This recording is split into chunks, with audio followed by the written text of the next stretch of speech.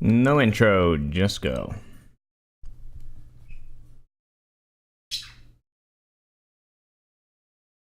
Alright, we got 3 more chapters left. Maybe we can knock out 1 or 2 or 3 tonight. The sooner we do, the sooner we get to play Nier. Which isn't to say that I don't enjoy this game, but Nier is very alluring.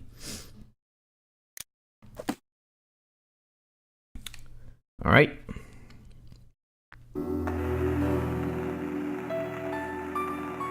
December 24th.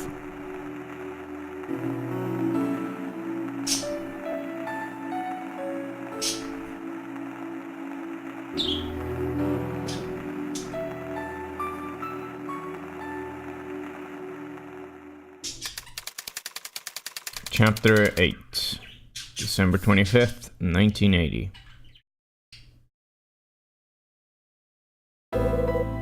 Thursday morning, December 25th. Waking up doesn't feel so bad this time. I can still feel some drink from last night sloshing around in my stomach, but as I drag myself out of bed and feel a draft of cool air, I soon feel better, like I can actually face the day. I open the blinds and stare out of the window.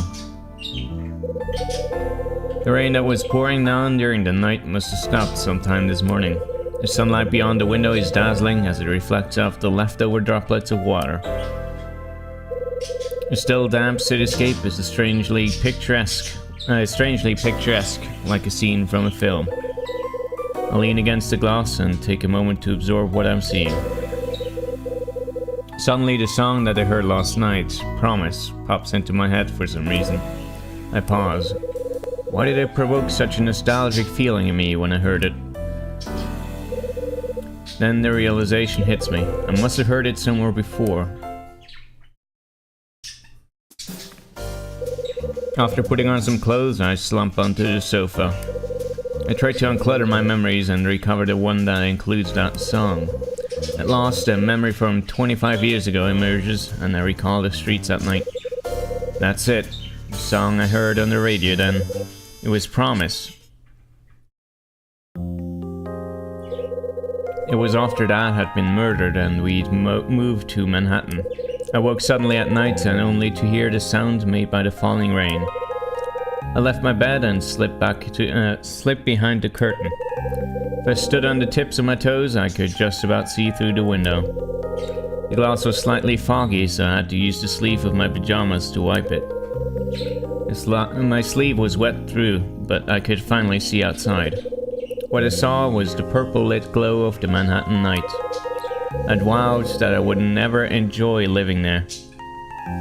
I didn't know anyone, it was too cold. But for the first time, I found something I appreciated about the place. I wanted my mom to see that view. I cautiously opened the door to the neighboring room. To my surprise, my mom was still awake and standing beside the window. Realization came to me in an instant. Mom had been staring at the same view as I had. I remember telling her that I thought it looked beautiful. Mom came over, wrapped her arms around me, and just stood there beside me. There was a faint sound coming from the small radio Mom kept beside the bed. While holding me, my mom told me something. She said that my dad loved this song. As I looked up, my eyes met those of Mom. Then, for the first time since we arrived in that town, Mom looked different. Her eyes were brimming with tears. So that was how I knew that song. It was a song playing on the radio in our apartment.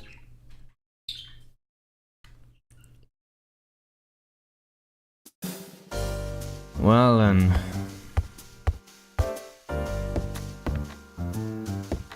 How about that bottle, eh? It's a bottle of wine I got from Rachel. A 10-year-old Bordeaux Red. Might have it with my next meal.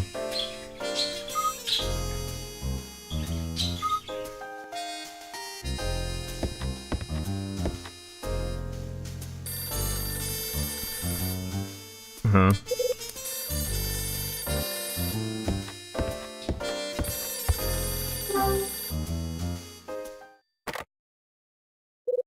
Hello? Mom. I see you're at home. Yeah, no change there. What's on your mind? Nothing really. I just thought you'd be out. Sorry to disappoint. Don't take everything as a joke, Kyle. I just felt like I should call you, that's all. I didn't really have anything to say, though. Mom, you're worrying me, Mom. Why call if you thought I was going to be out? That's what I wanted to say to her, but I decided to keep it to myself instead. I got your package, by the way. That baseball. It was the one Dad bought me all those years ago, wasn't it? So you remembered? Vaguely. I remember Dad and I used to play catch with it. That ball was very precious to your father. I think the reason was that you told him you wanted to be a baseball player. I remember saying something like that when I was a kid. Your father kept that ball so that each time you looked at it, he could see your smiling face telling him you wanted to be a pro one day. Kids say the craziest things. I don't remember that key though.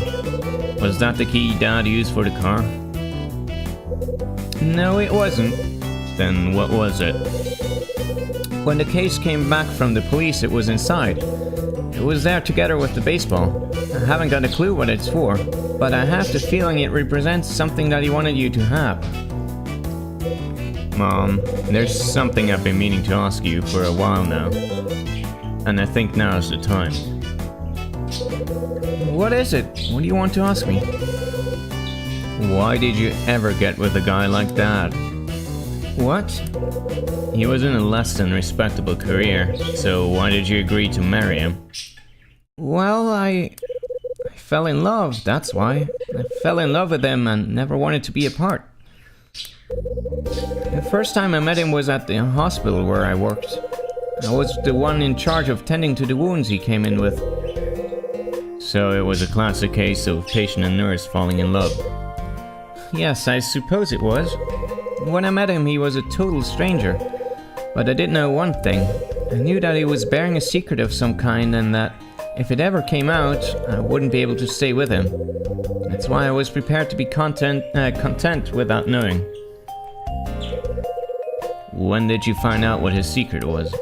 About 2 years after you'd been born. He came clean about precisely what he did for a living.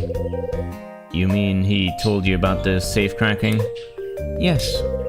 Well, once you knew it, didn't you try and stop him? Kyle... Maybe if you had, we wouldn't have had to live off the money here by ripping people off. And you wouldn't have wound up dead 7 years later. It's not like that, Kyle. Then what is it like? After you were born, your father... He wanted to make a clean break and give up that line of work. But his associates weren't happy with this decision. And he... So he just kept on cracking safes. How can you just forgive him like that? Kyle... After hearing me shout down the phone at her, Mom drifts into a strange silence. Maybe it's because this was the first time we've ever discussed that so openly. I'm starting to regret bringing this subject up in the first place. Let's stop talking about this. Yeah, maybe you're right. Kyle, when you're ready to forgive your father and me, perhaps then we can continue this conversation. Merry Christmas, Kyle. Mom. Merry Christmas indeed. All these people constantly yammering at my door.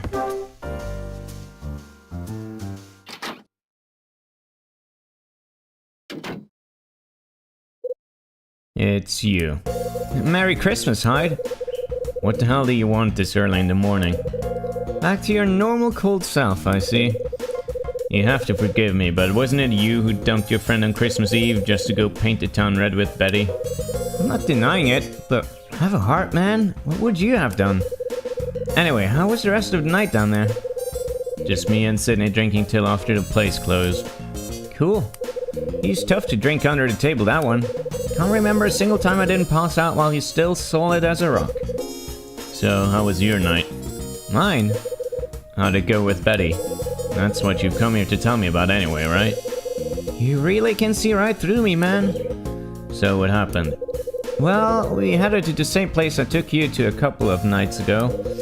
Spent half the night chatting and getting out of control. Sounds like it went pretty well. Yeah, I thought so too, but no, I'm not so sure. What do you mean?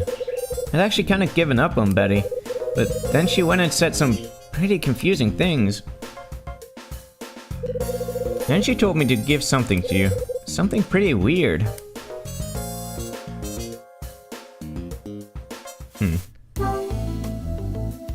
What did Betty say? She was a little drunk and slurring her words a bit. She was going on about how there are two guys she likes. One who set sparks flying and one she cares about in a different way. Cryptic.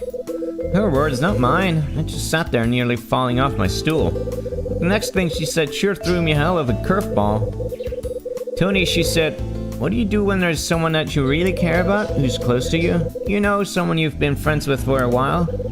How do you tell them how much you care about them without them freaking out? Did she say anything else? Yeah, she said, the other guy's history now, and I want to take it further with that friend, but... So, what has you so confused? That's the thing, the way she looked at me when she said it. I started thinking that maybe that friend is me. But you didn't actually ask her, right? Nah, I kinda chickened out. Pathetic, isn't it? Maybe you're wrong, maybe you're right, but for now you should stick to the belief that she was talking about you and try to become that person to her. Only way to be sure, right? I guess so. You know what? Maybe it is me. Who knows? I mean, look at you. You can't get her out of your head. Ain't that the truth? What did she ask you to look after? This. It's some sort of notebook. A notebook? She said it belongs to Rex, but he left it behind. Well. She said something about you being able to find some use for it. Can't say I understood what she was getting at, though. Right, I'm gonna go back to my room. What's Rex keeping written down in his notebook? I think it's time I found out. Let's check it. I open Rex's notebook. Inside there's something written. It reads, 1967, Condor disappeared. Jack Green disappeared. Jack Green? Who the hell's he? Again, a phone. Christ, alright. Don't get a quiet moment to myself anymore.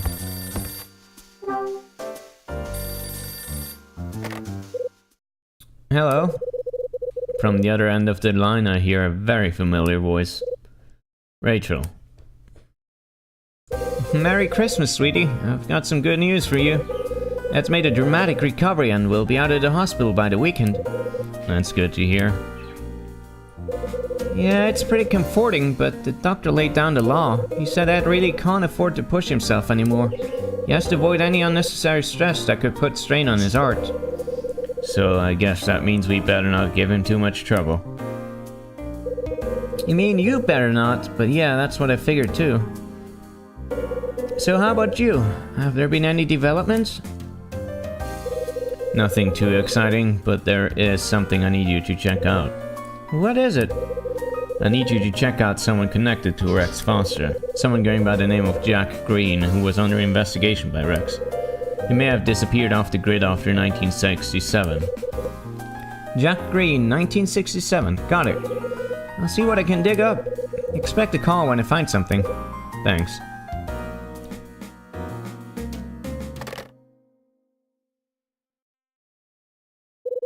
Looks like I'm gonna be at a loose until Rachel gets back to me about Jack Green. Hang on. I just remembered. I need to return Sydney's record to him. Alright. Can I not look at the notebook any further first? Oh, that's it. Alright. I would have thought that there's some more information in there. But okay. Sure.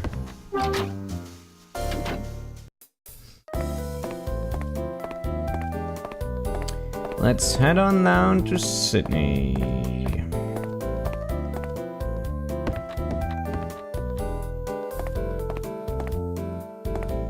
Goodbye, vending machine.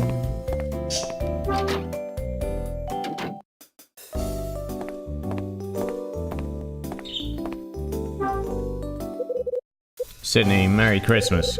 Merry Christmas, Mr. Hyde. Thanks again for last night. It was a refreshing change of pace. I enjoyed myself too. I think last night is going to be a Christmas Eve I'll be sure to remember. Yeah, you and me both. Would you care for anything to eat? No, I'm good. I just came to return that record you loaned me.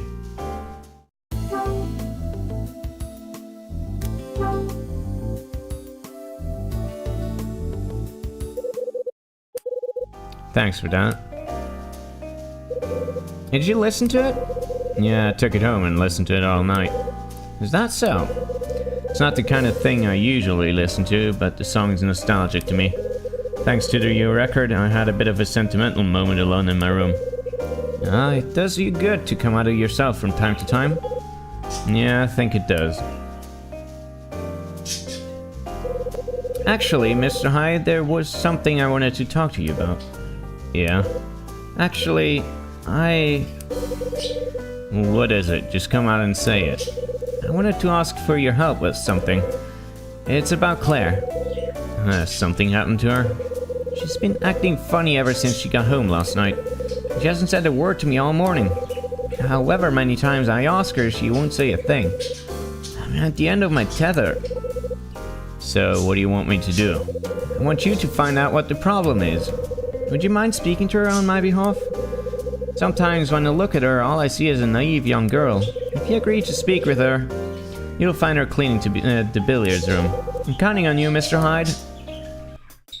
Alright, time to play the intermediary again. Oh boy. Claire.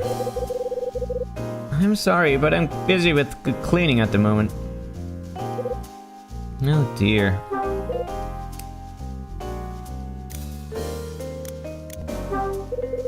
Claire, are you still worried about your dad? Yeah, I am. You remember what we talked about the day before Christmas Eve? Did you get around to asking him about it? Did you find out if there's someone special in his life? I never got around to asking him outright, but I kind of got an impression from the way he was acting. So what you're trying to tell me is that you didn't ask, right? I'm not interested in maybes, I need to know for sure. Claire, after all, this could be the last chance. I knew it, I just knew it. I had a feeling all along that he wouldn't keep his promise.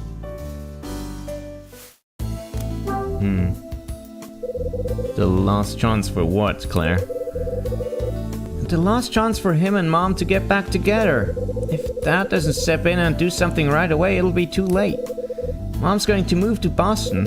That's what I mean when I say this is his last chance. So you're holding out hope for your folks to give it a second try, is that it? That's right. I want them to get back together more than anything. I've been wishing for it for ages now. I see. That's where I was last night, Mr. Hyde, with Mom. That's when she told me about her plans to leave for Boston. I asked her straight if she'd give Dad a second chance and try to start it over. But this is how she responded. She said that she still loved him even now, but that she couldn't return to Lucky's Cafe. Sure, it has good memories for her, but it also has some bad ones too. She was scared that returning here would bring the bad ones back, and she couldn't stand it. What kind of bad memories? Memories about Dad's loans. He told me all about it. After they fell out, business started to decline at the cafe. Mom hated the idea of borrowing money of a certain person, but Dad did it anyway. That's what eventually led to them breaking up.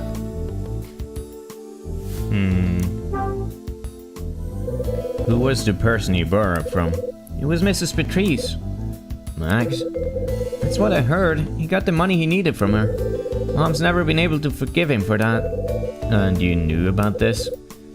No, I had no idea. I'd never heard about it until last night. How is that bad, though, necessarily? Is Max, like, shady or something? Claire, what promise was that? It was one Dad made after Mom left. What did he promise? He promised something on the first Christmas without Mom. It was a sad Christmas for me. I was busy at the cafe and I was all alone. I waited up until he'd finished work and returned home. He was a little drunk when he got there, though. Still, when he saw me, he pulled me into a hug and said that we would find happiness. Just the two of us. He promised that we'd be happier than we'd ever been before. Happier than you've ever been, huh? He forced himself into a smile at the time, but I knew the truth. I could see past the smile into the tears that fell from his eyes. I knew that Mom leaving was the hardest thing he'd ever had to deal with in his life. That's why I promised him something too that night. I promised that I'd also look for a way to make us happy. And that's why I started to think of them getting back together, right? Right, that's all I've thought about since. But I don't know what Dad's thinking anymore. This is the last thing Mom told me last night. She said Dad still hadn't repaid all the money he had borrowed. Who was I trying to kid? Dreaming that Mom and Dad would get back together and we'd all live happily ever after. Certainly left my imagination to get the better of me, didn't I? I should have known it was never going to happen. It was stupid to think it even could. Claire, as we get older, we learn to become more accepting of each other's shortcomings. I'm sure your folks are no different either. So if they really still love each other enough to put past the whole ordeal, who's to say that your dream won't come true after all? My dream? It's all down to how much affection they still have for each other. I'll tell you what your dad told me last night. I'll tell you just how much your dad still loves your mom. Mr. Hyde. You take everything too much to heart, Claire. But sooner or later, both of them are going to sit up and notice how you're feeling. When that happens, they'll finally be able to answer each other's questions. That's why the best thing you can do is keep that smile on your face and stop sighing. You're right, Mr. Hyde. I need to look on the bright side. I'm still curious, though.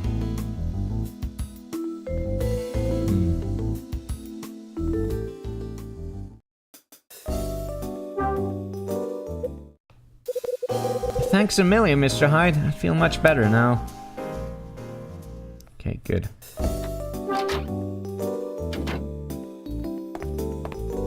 I'm glad these two are getting character development. I'm really enjoying this.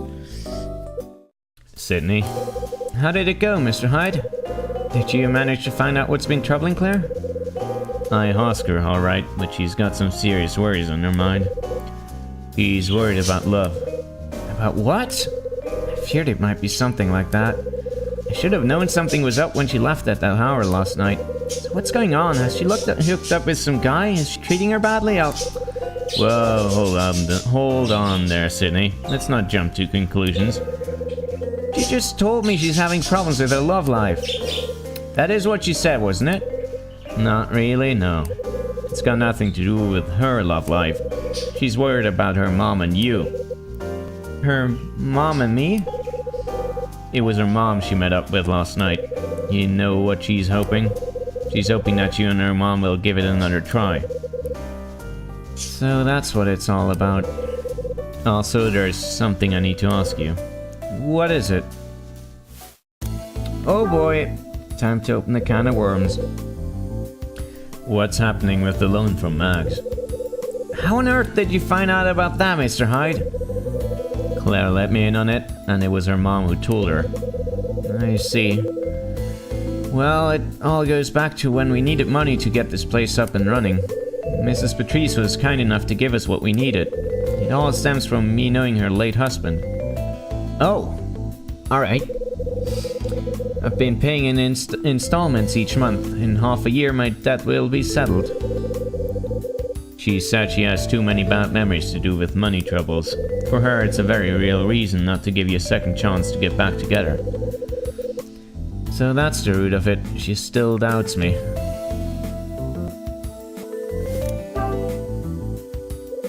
How did you know Max's husband? He was a customer in the restaurant here when this place was still a hotel. I would wait on his table a lot. He used to work there when I was younger, you see? Anyway, George Patrice, or Mrs. Patrice's husband as I should call him, was a regular. Very partial to cheesecake, as I recall. What kind of man was he? I I remember him telling me that he used to play the sax in his youth, but at the time when I knew him, he was the owner of several eateries around town. To sum him up, he wasn't afraid to spread his money around. All the waiters jostled for the right to wait in his table. Of course, all they were after were the tips he'd offered them and nothing more. He'd always be around when the hotel was having an evening event.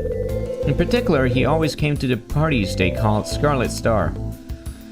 Oh boy, what connection could this have to the thing I'm looking for? Yeah, now we're finally seeing some connections between Mags and all of that stuff in the past. Why she's so hesitant about, telling you about what happened. What does Claire's mom doubt about you? She thinks there's something between me and Mrs. Patrice. She does? It was just something my wife was worried about. You see, when Mrs. Patrice was standing trial, I believed that she was innocent. My wife was convinced she was guilty. And from that point, she was sure that Mrs. Patrice and I had something going on. Meaning that when I borrowed the money, she refused to forgive me for what I had done. So, was there any truth to it? You and Mrs. Patrice, I mean? Or was it simply all a huge misunderstanding on Claire's mom's part? Of course it was a misunderstanding. I only had eyes for her. There was never anything between me and Mrs. Patrice.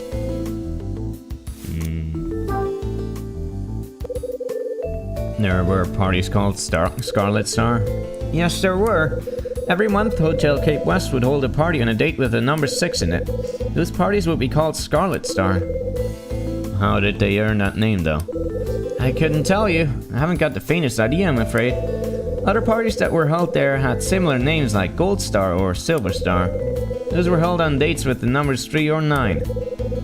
What kind of parties were they? Just run-of-the-mill affairs, really. You know, the type with food and drinks and a live band and dance floor. I was there on a number of occasions and they were all pretty similar. Sydney, when did Max stand trial? Well, let's just forget about that, shall we?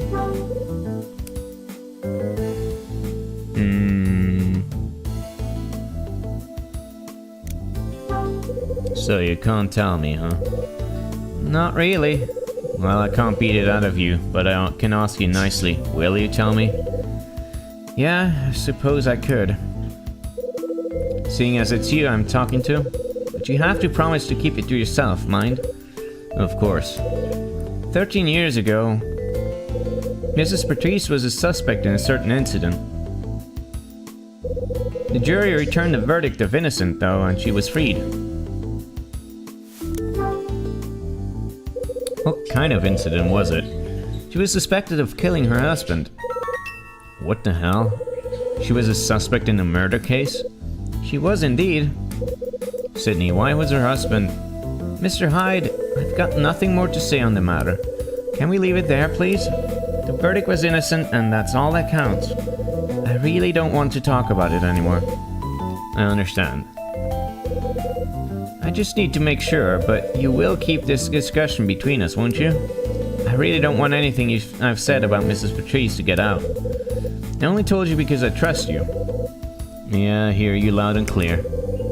And we understand each other. The last thing I want is to cause any trouble for Mrs. Patrice.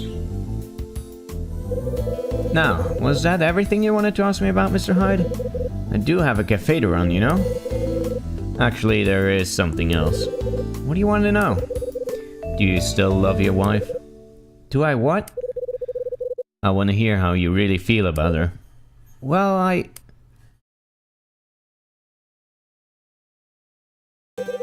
love her and there's no denying it. I just haven't got the confidence to tell her. To tell her you love her? Not exactly. To tell her that I want us to give it another try. You understand what I'm saying, don't you, Mr. Hyde? Even when two people really love each other, it doesn't guarantee it'll work out. The real reason we separated was to do with we. When I think about how it happened now, I can see exactly why she walked out. If only I could have seen things the way I see them now. I tried to console myself by making her the villain and branding her as heartless. The truth is, I was a fool. The worst thing that it took losing my wife for me... worst thing is that it took losing my wife for me to notice how she was feeling. That's why I'm afraid. I'm afraid that if we did get back together, I'd do the same thing over again.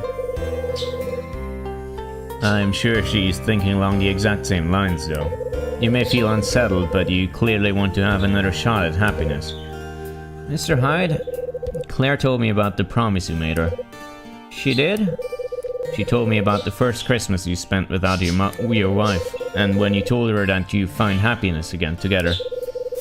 She's been thinking about that ever since. Well, her idea of happiness is having your family back and all living together. Mr. Hyde, it's not my place to dictate that to you how your family should be, but I'll tell you this for free. There are many families that can get back together. Most of them who have tried fail. ain't that a fact?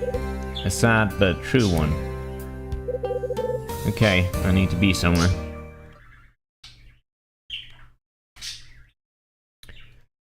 Oh boy.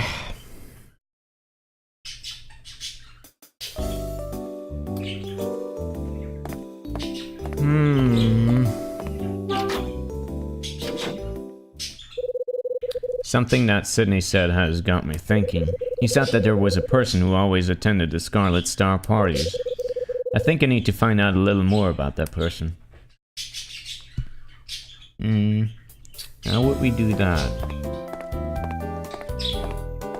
Maybe we can call... No. Maybe we can call Rachel. I don't know. I don't really have any other ideas.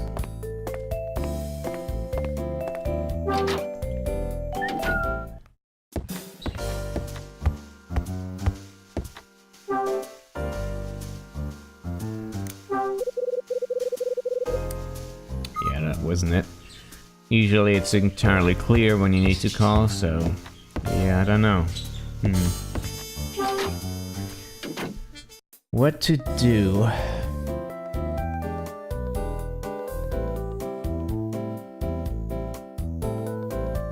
Maybe Mags?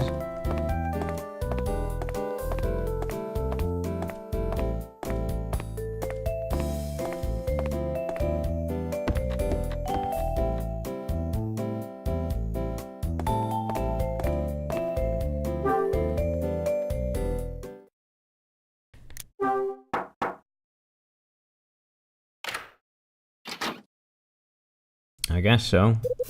Hello there, Mr. Hyde. Mrs. Patrice, you wouldn't by any chance have any free time at the moment, would you? As a matter of fact, I would. There's something I'd like to ask you. And what might that be?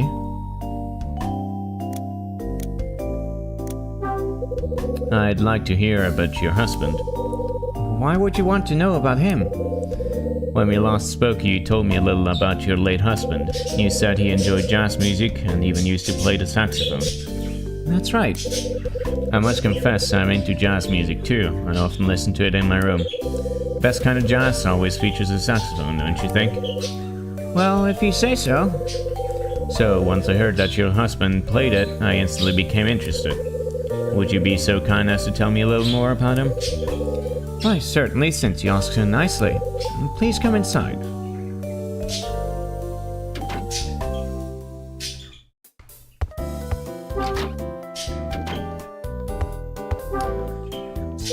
Fucking Kyle, you sleazy dog. Mrs. Patrice, your husband played the tenor saxophone, didn't he? Yes, that's right. When did he start? As a pro, I mean. He was already part of an established band at the age of 20. So he must have studied how to play somewhere. Do you know where? He told me that he taught himself how to play, and that he was into jazz from the moment he was born. What kind of person was he? He was a real gentleman, both masculine and invigorating at the same time. These qualities guaranteed him a hit with the ladies. When did he throw in the towel and stop playing? I'm sorry? Well, he went on to run several eateries around town, didn't he? And he was a regular guest at the hotel restaurant here too, right? Who told you that, Mr. Hyde?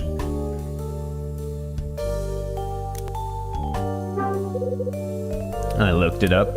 Found out all about him from an old newspaper article I got from the library. It was right there alongside one about your court case.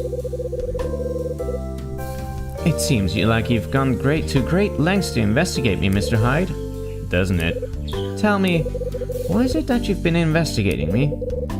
I told you I'm interested. I'm keen to learn more about the kind of stuff your late husband played. Not to mention about you, seeing as you're a widow just like my mom. I see. So you know everything, it would seem.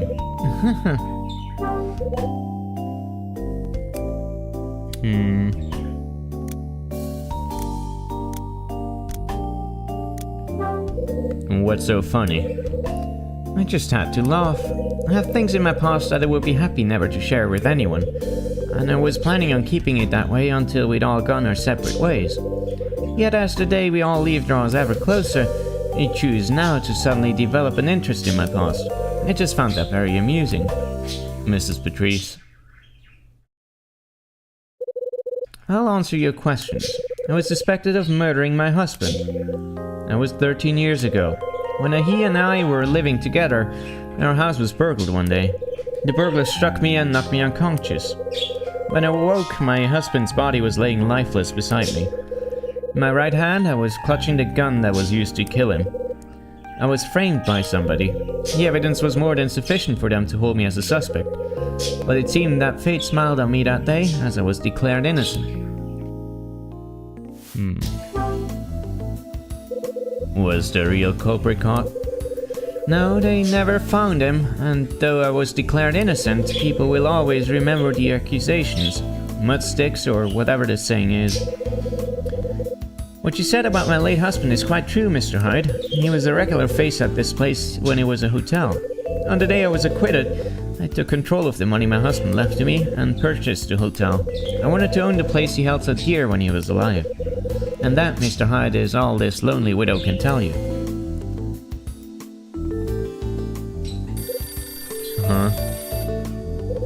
That appears to be the phone. Would you mind waiting here for me, Mr. Hyde? Max makes her way into the other room to answer the phone. Guess I'd better stay here until she's done. Now I think of it. I'm sure there's a photo of her husband around here somewhere.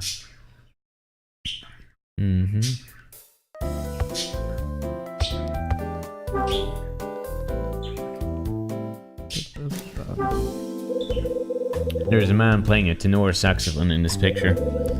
This must be George Patrice. It's a photograph in a frame. The photo is of a cheerful young woman. Well, didn't she look better, Mags? Still look pretty good, but yeah. This picture has the signatures of George and Margaret on it. This must be a picture of Max when she was younger. She's wearing a very uniquely designed necklace.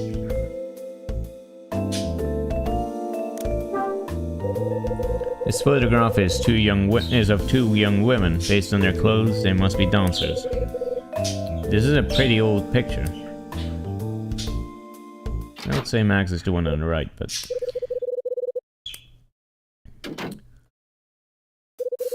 I'm sorry to have kept you waiting, Mr. Hyde. It's no problem. I took the liberty of looking at the pictures on the shelf. Oh, these old things. When was the picture of you and your husband taken? Right after we were married. That necklace you see still gets worn today. It was a present from my late husband and is one of a kind. It's an impressive item, that's for sure. I love this picture of us more than any of the others I have. I'm sure your mother has one of her own that she values above the rest too. As Mags utters those words, I think to myself, Mom doesn't have a single picture of her and Dad, not one.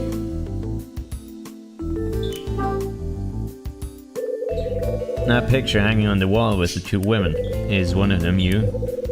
You're absolutely right. Can you tell though, Mr. Hyde? Tell which one of them is me? You're the one on the right. I am indeed. Well done. Who's the woman in the shot with you? She was a dear friend of mine. A fellow dancer. A dancer? Yes, it may be hard to believe now, but I was once a dancer.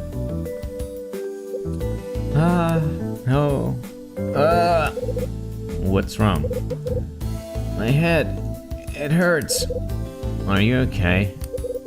I'm sorry, I sometimes get like this. It's my reminder of the events that took place during that awful time 13 years ago.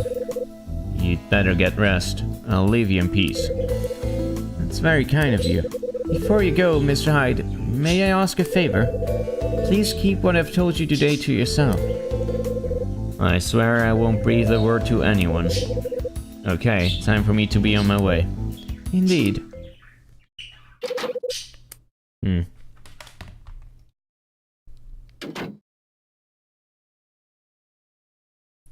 Mags. Seems she's had a somewhat colorful life. Mr. Hyde? Huh? Dylan? Can I speak to you? What's it about? You went to Mrs. Patrice's room, did you? Yeah, that's right. What did the two of you talk about in there? You sneaky bastard. We talked about leaving this place. I see. Are you curious? No, not really. Anyway, I've got to be on my way. Dylan goes directly into Max's room. Well, it's my pager. Time to check in with Rachel.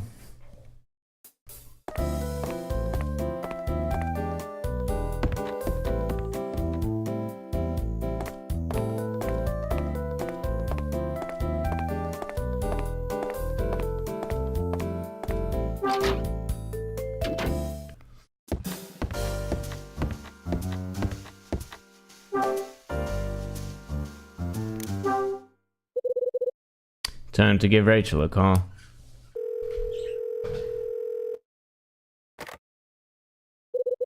Red Crown, how may I help you? It's Kyle. I've got some information for you on Jack Green. What did you find out?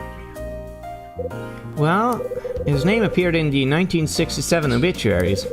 It said that Jack Green, a 30-year-old reporter, died in a car accident due to major internal complications and blood loss. Car accident. Did you see who he reported for? I did. It was Los Angeles Beach, the same place as Rex Foster. Were the two of them closely connected? Yeah, they were. They spent 3 years working together in the editorial department. And what's more interesting is when Rex Foster quit his job, he quit just 3 weeks after Jack Green's death. After that, things really get strange. In what way? It turns out that Jack Green's final article was about the reorganized crime group Condor. The title was unsurprisingly The Truth Behind Condor. It was actually the first part of a series, but Green ended up dying, so only the first part was ever published. I really need to get a close look at that article, Rachel. Understood. I'll see if I can get a hold of a copy for you. I'm counting on you. There's something else that stood out too. It's about the area the accident happened in. The location was along Route 971. I knew there was something familiar about the place, so I looked it up. It happened on the road between Los Angeles Beat Company Building and Hotel Cape West. There seem to be lots of factors that suggest this was more than a coincidence. You're right. Lastly, I've got a message for you from Ed. He left a message? He said that there must be some kind of clue that connects the guests who attended the regular parties held at the hotel and the Scarlet Star. That's all he told me. I see. I'll be in touch when I have more information.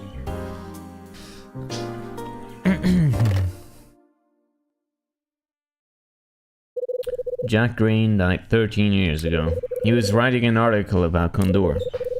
Also, the message I received from Ed. The one about the connection between the Scarlet Star and the party guests. Think about it. Sydney said something too. He'd always be around when the hotel was having an evening event. In particular, he always came to the parties they called Scarlet Star. Every month, Hotel Cape West would hold a party on a date with the number 6 in it. Those parties would be called Scarlet Star. The guests who attended the Scarlet Star parties, that's it. Maybe that photo album I found on the 4th floor can shed some light. Wasn't it locked though? Thought it was.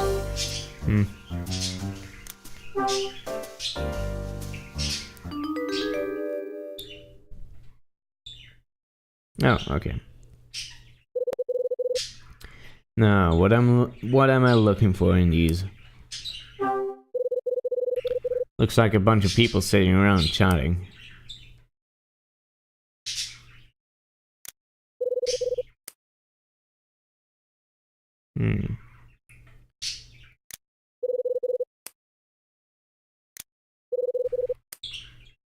Yeah, I don't see anything in there.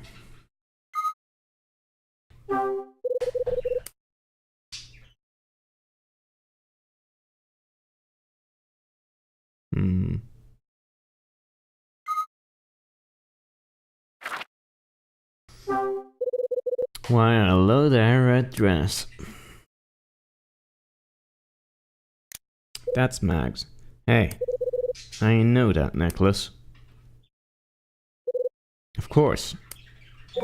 That's the necklace Mags always has hanging around her neck. Which means this woman it's Mags Patrice. It's really weird that he still abbreviates the first name even when he speaks out the full name. Anyway, just as I thought, Mags is in the picture of the Scarlet Star party. Looks like she's just earned herself another chat with me. Time to lay down the heat on her. Put on the heat on her. I don't know. Expressions are hard. Huh? Hey. Ah! Hey, Salor! Looks like somebody didn't want to be seen, am I right? It's nothing. So you didn't hand back the spare key to 205 like you said you would, huh? That's right, I didn't. What were you doing in there, Charles? That would be... Quit stalling, spit it out. What's the matter? Did I catch you up to no good or something? Anyway, get back inside. We got stuff to discuss. Alright, I guess roasting Max can wait a little.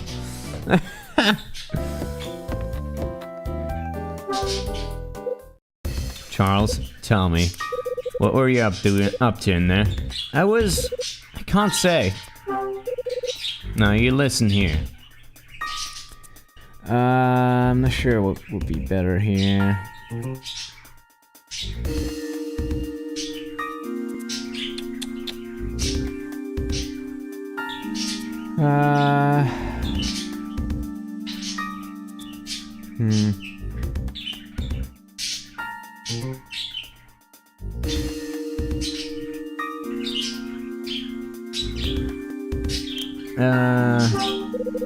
Why can't you tell me? Because I don't want to. Besides, it has nothing to do with you. Charles, you're not helping yourself, you know? You're acting really suspiciously. Now tell me. Tell me, what were you up to in there? Okay, I have to ignore it, I guess. Okay, here goes. I'm just a little shaken up. I was doing something I didn't want other people to know about. I'm embarrassed that you found me, Mr. Hyde. What don't you want other people to know? I don't want them to know that I'm working a script in here. A script for what? It's a screenplay for a movie, actually. Plan to enter it into a screenplay competition. Screenplay? And you're writing it in here? Why can't you do it in your own room? Don't ask me that. I'm coming here to do it because I want to make it more authentic. There's only a couple of days until I have to submit it. Please, Mr. Hyde, let me continue to use this room until then. Don't tell Mrs. Patrice. You're a weird guy, anyway. Mr. Hyde, this is my one big chance.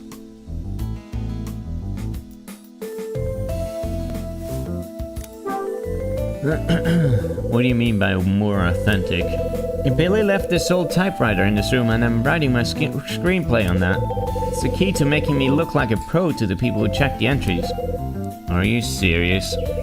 Could you possibly make any less sense if you tried? The typewriter that Billy left in this room, it's not a standard one, it's very special. He's now a top Hollywood screenwriter, but when he started out, he used this very typewriter. There's something very special about it, like it has some sort of power. Kid, you're fucking delusional. That's why I'm using it to write my screenplay on. I'm sure it's going to guarantee my screenplay will be successful. If it's the typewriter that's so special, can't you just take it to your own room? No, I have to write it in this room.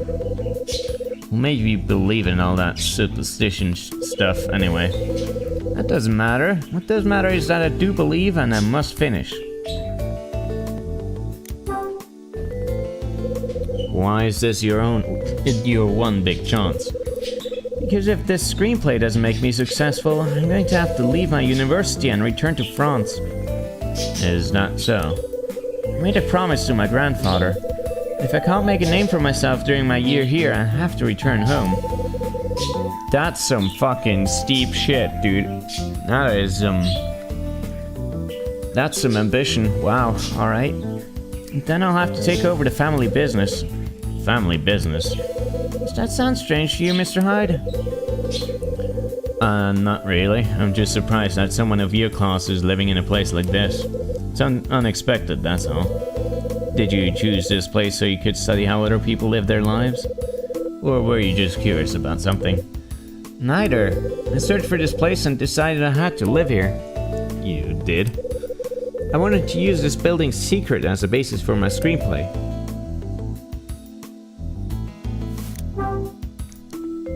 What do you mean by secret, Charles? Well, Mr. Hyde, you know that there was an incident here, right? You know, back when it was a hotel. Did everyone know about this but me? Well, everyone but you knew about the fucking closure of the thing too, Kyle. What kind of incident was it? A murder. When this place was still a hotel 13 years ago, somebody was murdered here. Do they know about the murder of Kathy McGrath? How come you know about that? I heard the story from my grandfather before coming to study here. He visited LA on a number of occasions in the past on business.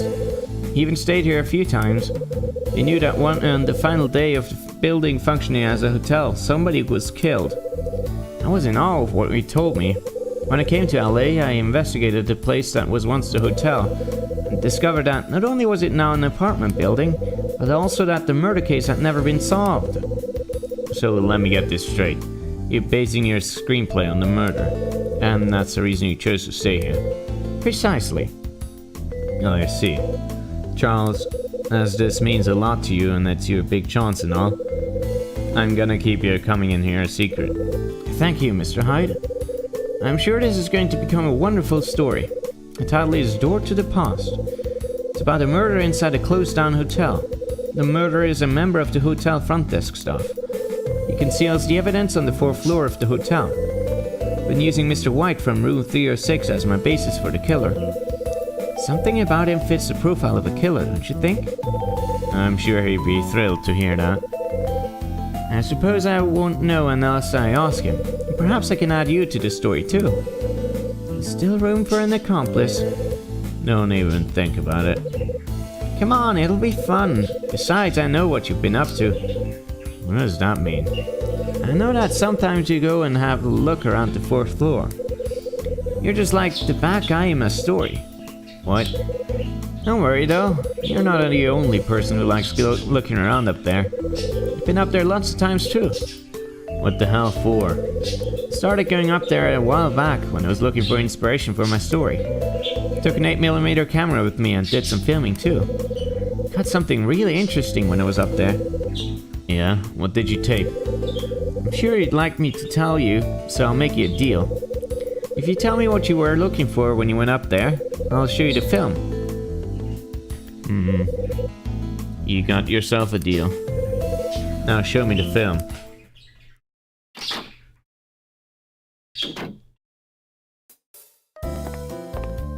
What is it, 207? No, that's not it. Right, he's 3rd floor. I forgot.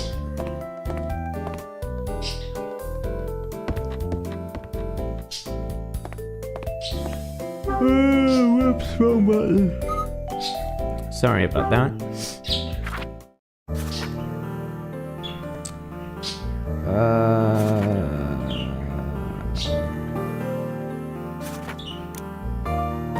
island. No, not Claire, what am I fucking doing? What is his name? Charles, sorry. 305.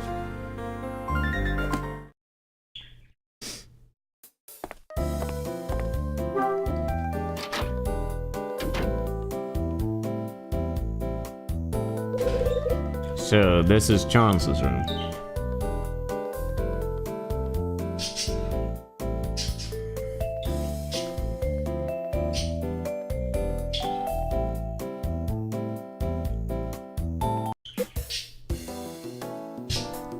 Charles, so show me the 8mm film you took on the 4th floor.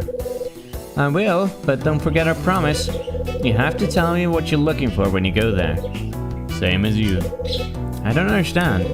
I'm investigating an incident that happened here quite a while ago. That's why I've been spending time up on the 4th floor. The incident you're talking about, Mr. Hyde. When did you find out about it? I got wind of it not long ago, just after I found out we'd all be leaving this place. Learned that something terrible has happened here in the past. I mean, would you believe it? Just days before we'll all go out of here, I got caught up in an incident because I know an ancient case I know nothing about. So there you go, the reason why I've been going up to the 4th floor. It's quite interesting, but there's one more thing I'd like to ask you. Haven't gone all day, you know, kid. Why are you so keen on finding out about such an old case? I mean, I'm interested because I want to use this as the basis for my story. But what about you, Mr. Hyde? I've always been the kind of person who enjoys solving problems. I used to be a detective, after all. You did? Were you really a detective? Yeah, I was. Up until 4 years ago, anyway.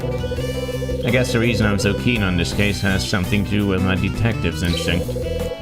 So now you're a detective salesman. I had no idea you were such an interesting person. If you don't mind, I'd like to hear more about your past next time. Listen, kid, I don't care if you find me interesting or not, my past is nothing special. You should stick to the unsolved case that happened here instead. Now, show me the film you took, Charles. Just a moment, Mr. Hyde.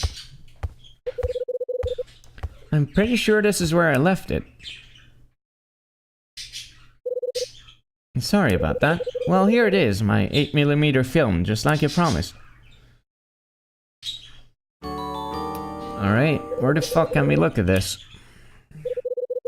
Can you make out what's on it, Mr. Hyde? Let's have a look. It looks like somebody's been caught on camera. But who was it? That's the question. Mr. White, that's for sure. By the looks of that watch you're wearing, it seems to be a man. But I wonder who it could be. It's a shame this film doesn't show us their identity. Who would be up there on the 4th floor so late at night anyway? I'd really like to know who they are and what they're doing. You and me both, kid. Judging from their build and the kind of clothes they've got on, I'm sure it's a guy. What with the fire door and they're serving as fairly good security, I'd have thought most people wouldn't be able to get in. So, you think the person on this film is someone already living in this building? It's certainly a possibility. You could be right. I've got it. I know a way you can learn the true identity of the person on this film. There's a way we can find out right away. And how are you gonna do that? Magic? No, photographs. To help me get the characters right in my story, I took photos of the interior here. When I did that, I could occasionally caught some of the tenants in the shots. Time you showed me those photos, I think. I have some developed ones right here. There's one still in the camera, though. Not developed, huh? That's not gonna help us much. What if it's the crucial one? Fear not, we can develop it here. You can do that? Sure can. Got everything we need right here, and we can use the bathroom to do it in. There's one small problem, though. My red lamp is broken. Mr. Hyde, do you have anything we could use instead? Something like your red lamp, huh? It's not gonna be easy, but no harm in having a look around. In his room? Okay. How about toothpaste? Why am I suddenly so fucking tired? Stop it. Stop it!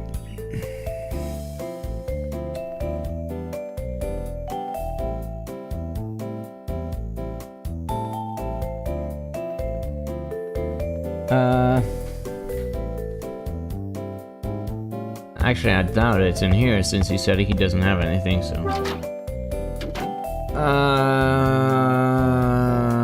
A red lamp, huh? Maybe I have some red crown stuff? I kinda doubt it, but... That's all I got so far.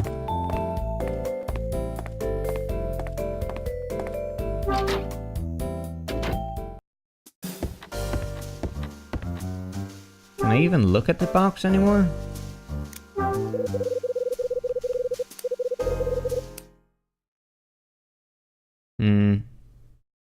Nah. It's nothing.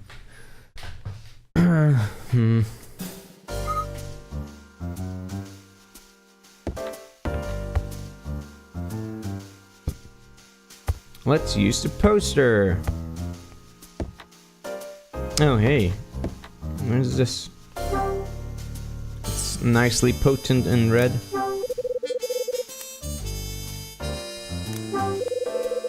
I guess that will work. Huh. Oh, no, this might work. Good thing I'm too lazy to put things in the trash.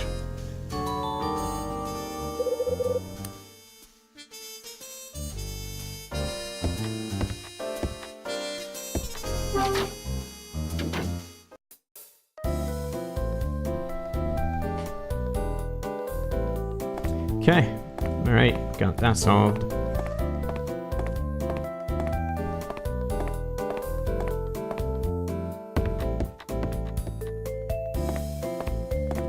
.305.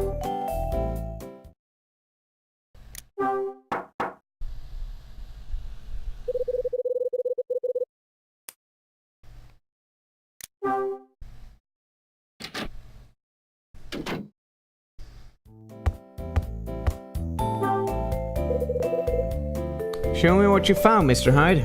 Sure.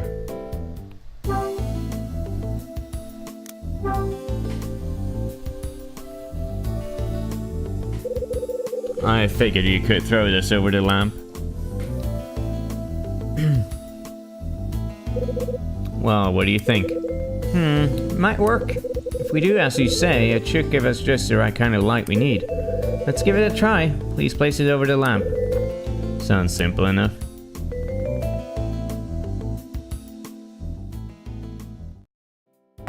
Which lamp? Bathroom, you said.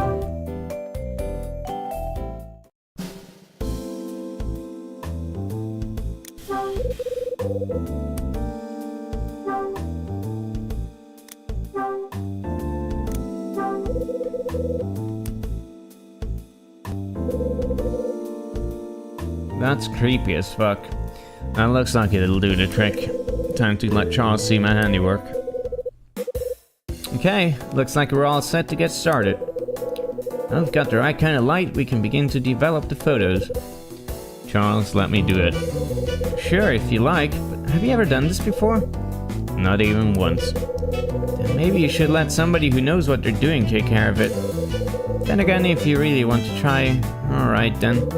Suppose I could talk you through it.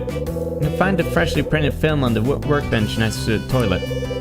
Place it into the liquid-filled tray and move it around until the image appears. When you're happy the image is clear enough, remove it from the tray. It's very important you give the paper adequate time in the liquid, not too much though. The timing for taking the photo out is crucial. Come on kid, it's not rocket science, is it? Alright.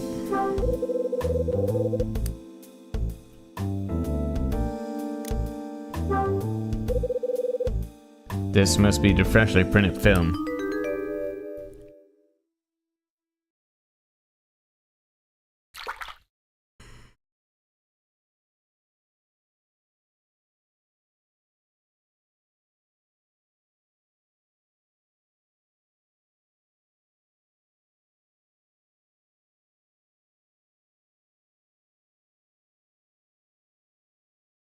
Whoops.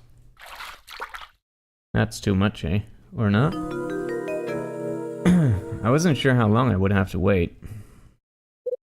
Ah, crap. What happened? I'm coming in, Mr. Hyde. Were you able to develop the photo okay? Well, that's the thing. I might have messed up the timing for taking it out. The photo looks kind of blurry. What have you done? Didn't I tell you the time for taking it out has to be perfect? You might have mentioned it. Well, I wasn't sure if it was gonna get any clearer or not. Fucking great. That's game over. Cool. This game is a bit ridiculous with game overs because it doesn't give you, like, oftentimes with these mini games, it doesn't actually give you any chance to really get to know when, like, how it works properly, and then it just throws a game over in your face. No going back now, he says, when we can fucking reload the save. Fucking Christ.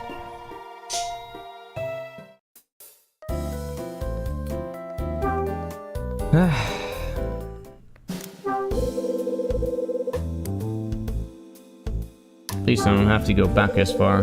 Remember last game where we had to like redo entire like fucking 30 minutes of content? This must be the freshly printed film. This time I'll take it up earlier. Swoosh.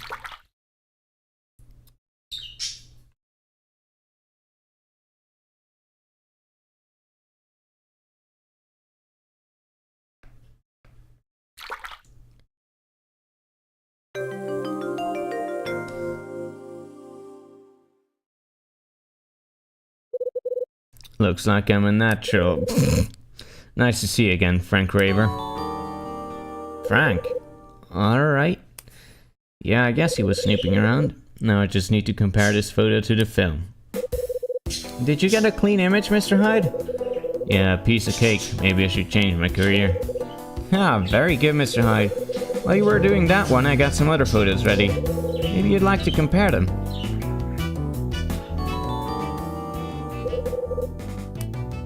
Tony fucking smashed.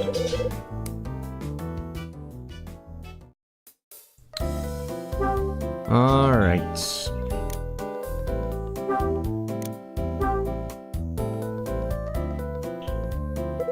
Time to compare the photo with the 8mm film.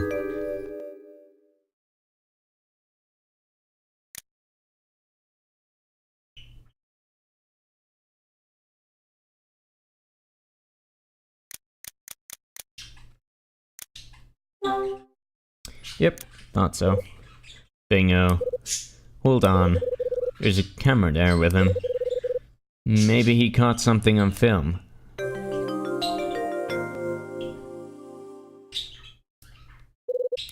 That settles it. The person on the film was none other than Will White.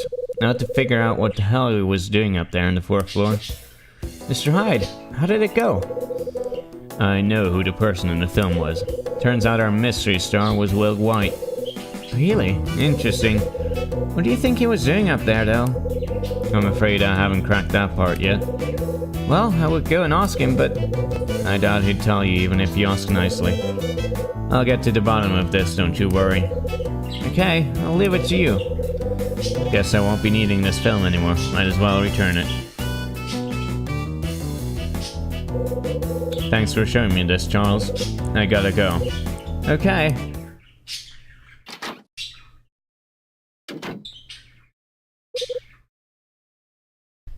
So it was Will. I think he and I need to have a frank Q&A session. Yep.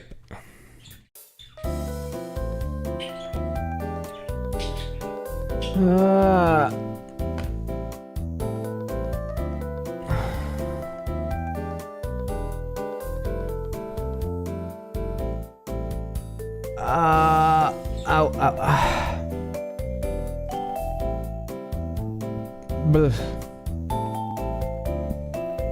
Sorry. Alright, I always hit the wrong fucking button. Okay. Which room is Will White in? 306.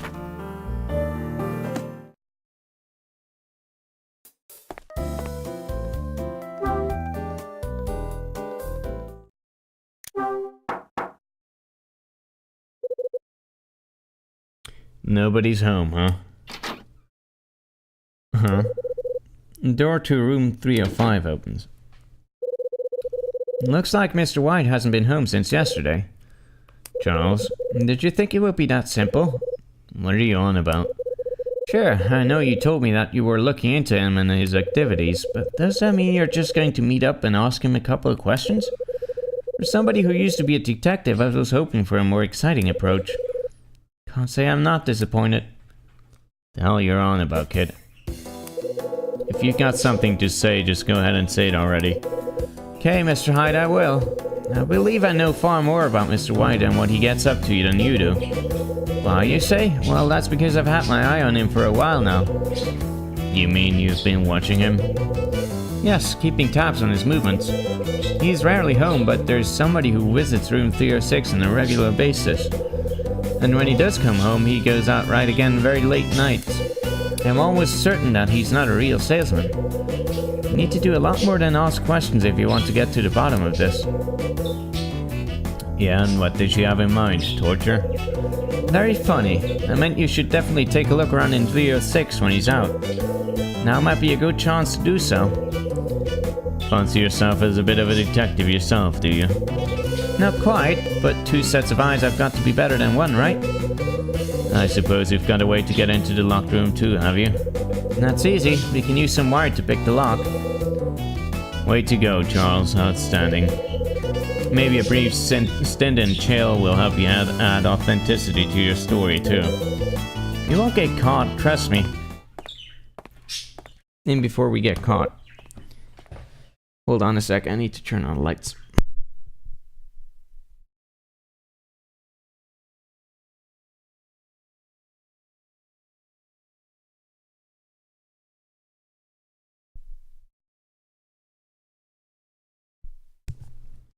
Charles, stop. Ah! Hello, Charles? What the hell was Darlin doing in here? What on earth were you doing in there? I was just... Well, I was passing by and heard a noise. I knew Mr. White was out, so I was worried. I figured I'd see if I could find out who made the noise by peering through the keyhole. That's what happened, isn't it, Mr. Hyde? Yeah, just like the kid said. When I was just about to take a look, you burst out. It took me completely by surprise. What were you doing in Will White's room, Dylan? Nothing much. I was taking care of something Mr. White asked me to do. And what was that? He asked me to turn the water off while he was out. Turn it off? Why'd he ask you to do that? Prepare to move out, of course. Got a spare key, so I'll let myself in. Don't people normally turn the water off last before moving out? Dylan? It's like I told you, I'm only doing what he asked me to do. Anyway, I have to go now. Dan looks flustered as he moves away and disappears. No way, that was what was really going on. That was quite a shock. Some quick thinking on your part, though. I'm not proud of it. I've never liked telling lies. I felt horrible. Glad to hear it. Beats being a pathological liar any day of the week. I'm sure it does. Speaking of Dylan, wasn't he acting a bit strange? He seemed to be unusually panicked. Yeah, not his usual suave self at all. What is it, Mr. Hyde? The door, it's open. It is? Looks like Dylan fled before locking this thing back up. Guess you won't be breaking into anywhere today, kid. And now's your chance, Mr. Hyde. Let's go inside. Hold it. We can't both go in. One of us needs to stand guard. We're both poking around in there and somebody finds us, it's gonna hit the fan. Well, I don't know anything about a fan, but you're right. Why don't you go inside and I'll stand guard in the hallway? That will work. I got a good way of alerting you too. If somebody comes by, I'll knock on the door to let you know. You hear me knocking? Try not to make any noise inside the room. When they've gone, I'll knock again and you can continue looking around.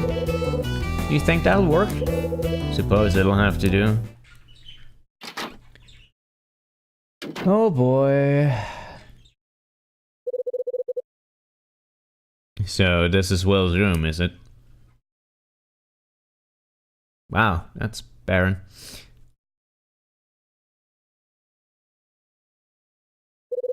This place has less taste than a dry bread. Can't imagine anybody would actually live in here.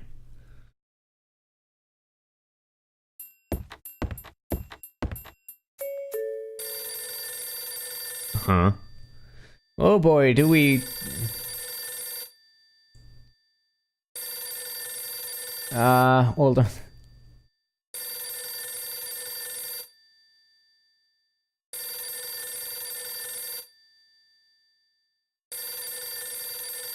What?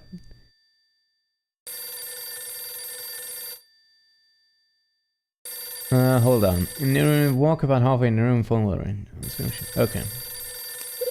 Damn, this is a bad time for the phone to ring.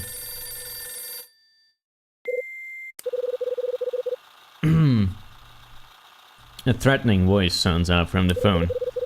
Guess you're not here, so I'll just relay this message. The goods have been obtained in the same way as usual, and the money is in the usual place. What the hell was that about? Get the fucking tape! First, this thing.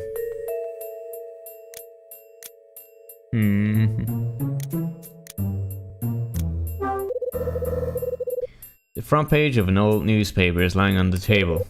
Wait a minute. It looks like the page has a section missing. Ah! 1955. I could be mistaken, but... Yep, that's me. That's gonna be that. It looks like it could be the article about my dad that I got in the second order sheet.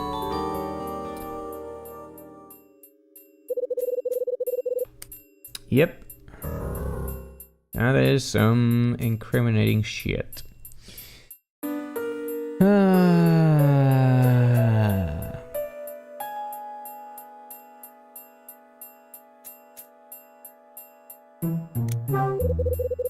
There's a black case on the table. The case is locked and there is no getting in. Can't see a keyhole on this thing. Except there seems to be some kind of round indentation. How the hell do you get this thing open?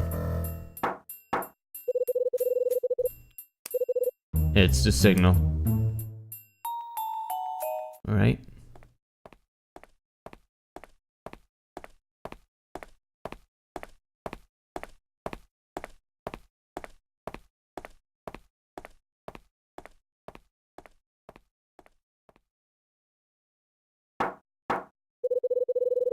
Phew.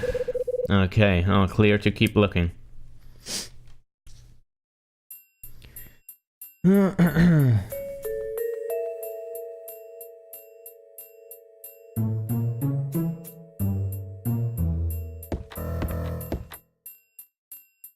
we get the answering machine thing?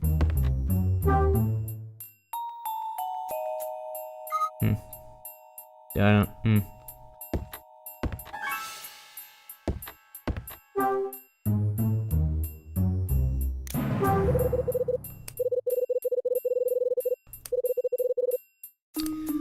Alright. Snazzy blue jacket. Smart grey jacket. Not really my style, but I'll take a look in the pockets anyway. Looks like some sort of magnetic key. Oh, there we go.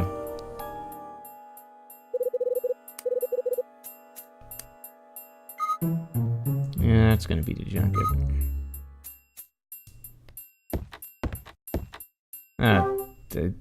The suitcase. Christ.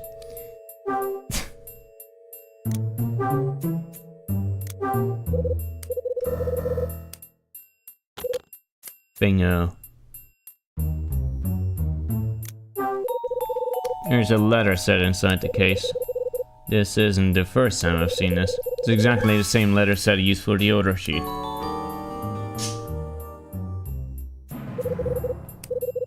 Does this mean he's the sender, though?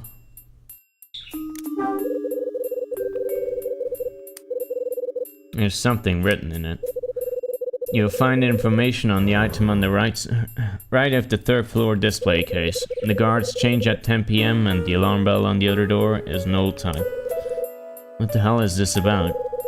We'll communicate using the usual means. Check the mirror. Check the mirror? What's he gonna see there? His reflection?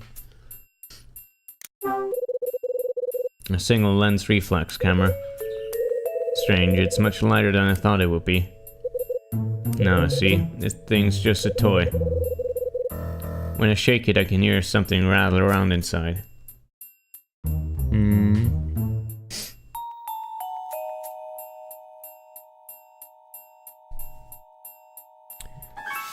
Well, I guess that's everything in the case. A mirror, you say?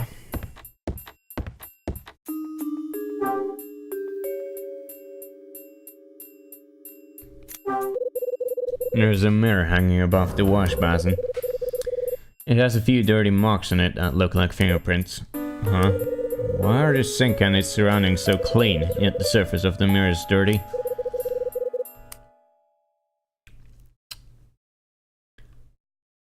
Kinda like... There we go. Yep. What the...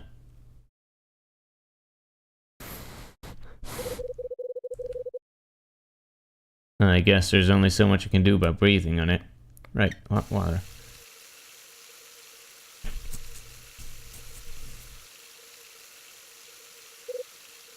There.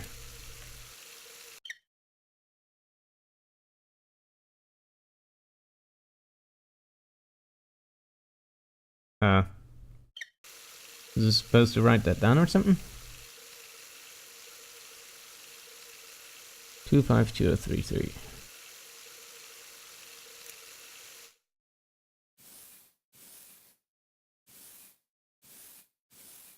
This is horrible.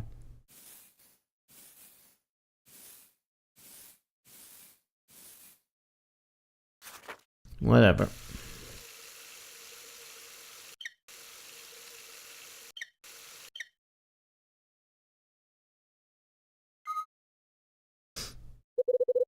There's got to be more to it than just a plain old mirror.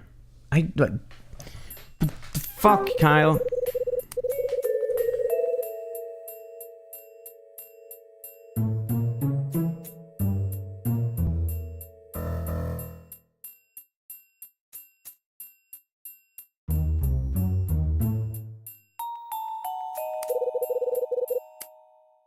Oh, I guess. Okay, never mind.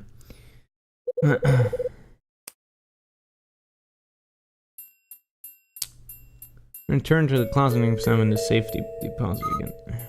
Didn't see any of that, but maybe the other thing.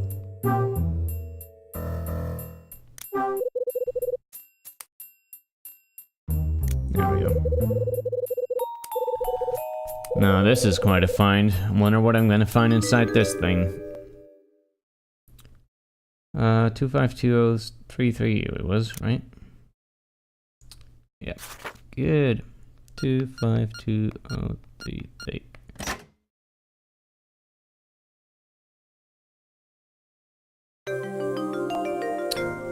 Uh-huh.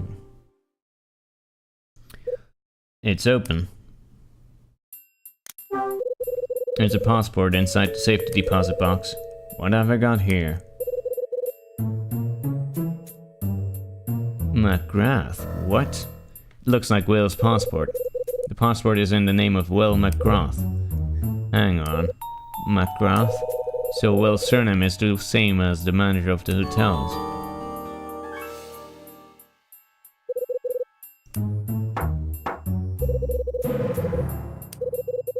Not again. Guess I better keep the noise down.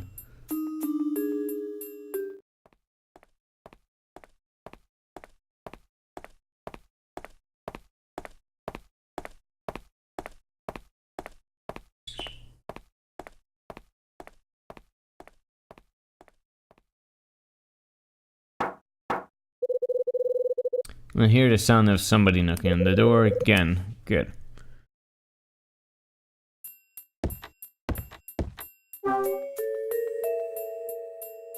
So, what was with that toy camera?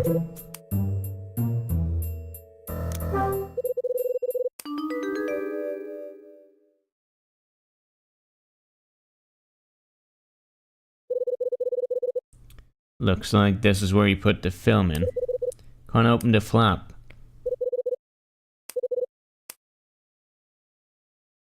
Can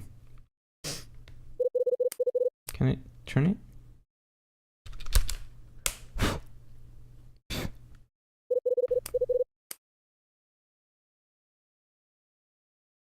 Oh. What the? Am I supposed to put in a date here? Did we see any dates recently? Probably the passport, right? Maybe. What was that? Oh, I hate that I can't look at it from here. It's such a bullshit. Give me the fucking thing! 28th November 42.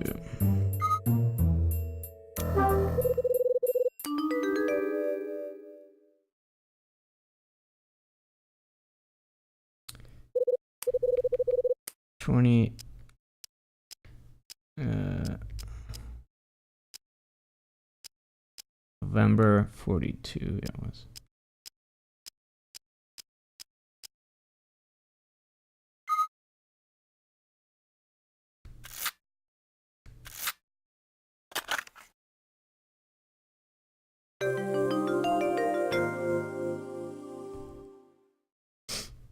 Cool.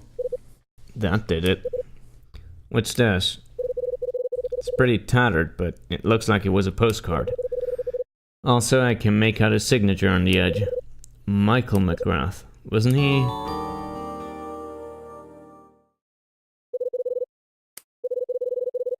Why on earth would anyone want to stuff half a postcard from a hotel manager into this toy camera?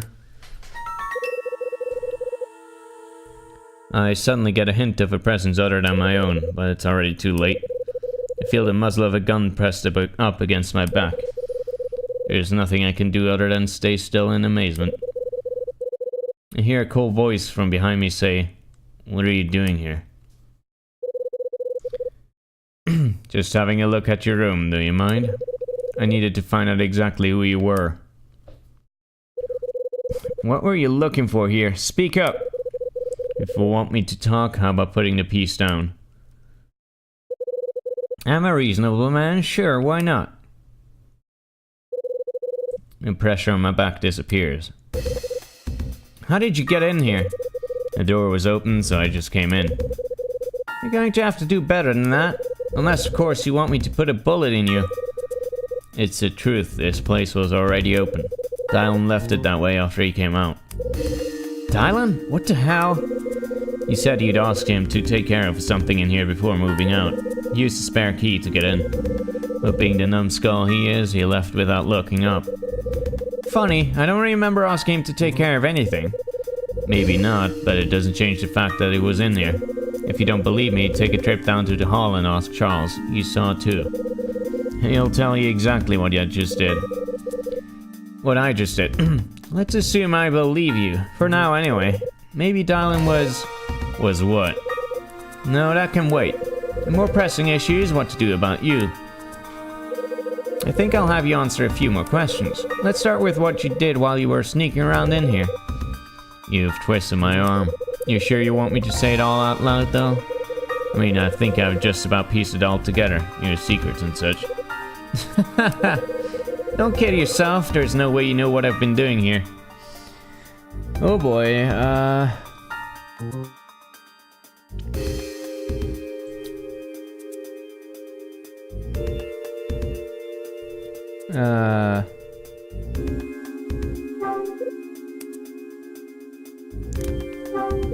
Nice try, I'm onto you."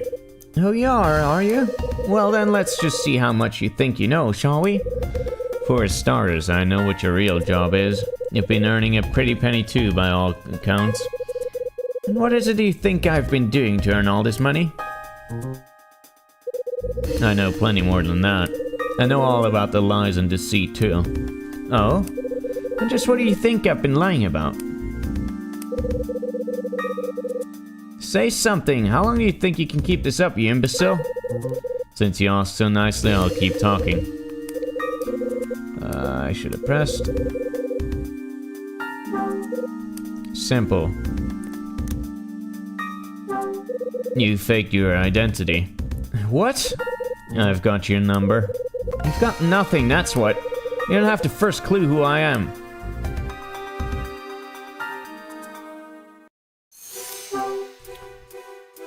Where did the banknotes come from? Banknotes? Where did you come across something like that? You know damn well. I looked in the safety deposit box. You did what? You opened the safety deposit box in my closet? Yeah, what's the matter? Surprised I got into it? There's no way you could have got that thing open. The only person who could possibly open it is me or the intended recipient.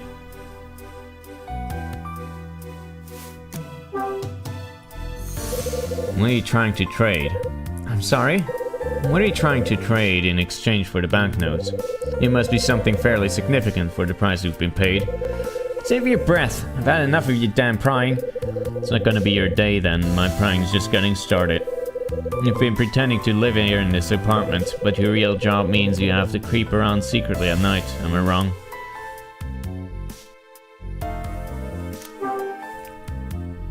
Your real name is... Will McGrath.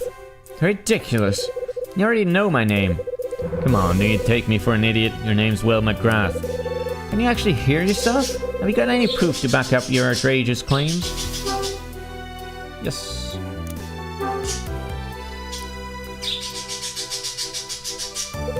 Take a look at this. That's my... Right, it's your passport.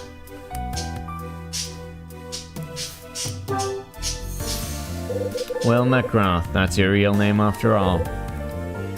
It is. Well done. That's me. Will McGrath. You'd be wise not to cross me any further. You started this conversation, remember? Maybe it's going to take a bullet to shut you up after all. Yeah, I'll take a rain check on that. Besides, I doubt you've got the balls to shoot me right here in this place. That's what you think, is it? Think about it. If you shoot me here, how long it's gonna take the other residents to come running? And I'm sure you aren't looking for any more publicity. Brave words for someone in your position. So anyway, now I've blown your cover, McGrath. What do you do about it? Luckily for you, I'm not gonna rat you out to the police. If you must know, I only snuck in here to find out something I've been investigating, in the hope of unveiling the truth.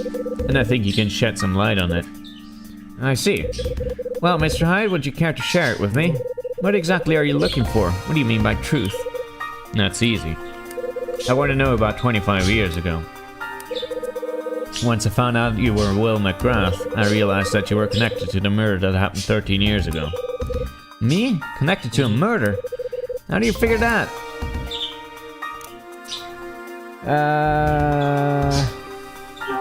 Yeah. Because you're the victim's son. I'm afraid not. The victim of the murder 13 years ago, Kathy McGrath, was the manager's wife. McGrath is a common enough name. Just because we share it doesn't mean I'm related. You seem to enjoy jumping to conclusions. There's no jumping here, it's all based on evidence I have. If that's the case, please show me.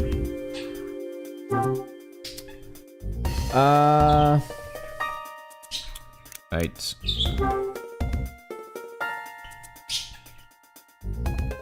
Take a look at this. It's... I opened up the toy camera inside your case. The postcard I found inside bore the name Michael McGrath. The same name as the husband of the victim Kathy 13 years ago, who was the manager of the hotel at the time. Why have you been hiding it? Now that you show me this, I suppose there's no sense in denying it. You're right, Mr. Hyde. I'm her son. Kathy McGrath, the victim of the murder 13 years ago, was my mother. It all makes sense now. Damn, I'd never have guessed you were related to the victim. No use in keeping quiet now, you may as well talk. What do you want me to say? Tell me everything. I want to hear exactly what you hope to gain from all this. I have absolutely no idea what you're saying. I live here under a false name, I'll grant you that. I'm a guy who does a job I'd rather the other tenants didn't know about. The same guy whose mother was murdered in the past. How's that for the truth? So now you know everything. What do you have to say? Wow, that was almost half convincing. You think I was born yesterday? There's no way in hell you've told me everything. Oh? Last chance, spill it. What have you been doing in this building? What are you trying to gain by using me? Time for you to cut the bull and tell me the truth. Why are you living here in this building? What are you up to? Nothing, I'm just a tenant. I'm living here just like you are. You expect me to believe that? You're looking for the culprit. The what? The case surrounding your mother's murder was never solved, so you're here trying to find out who the culprit is. Maybe I am. What of it? Some of what you're saying is close to the truth, but you're not quite on the money. Mr. McGrath, do not get cryptic with me. I'm not searching for my mother's murderer. I decided to live here after I found out who did it. Mr. Hyde, you and I have shared very similar experiences. Both of us have had a parent murdered. Your father was, quote, killed 25 years ago, and my mother 13 years ago. Both cases remain unsolved. What are you getting at? However, though our paths are distinctly similar, we have adopted different approaches. You were once a detective, yet you chose not to look into your father's case. You're even living in a place that may still be able to shed light on things, but do nothing. You're not even trying to find out the truth. And that's the reason I'm so angered by you, and the reason I chose to point you in the right direction. Whoops, God damn it.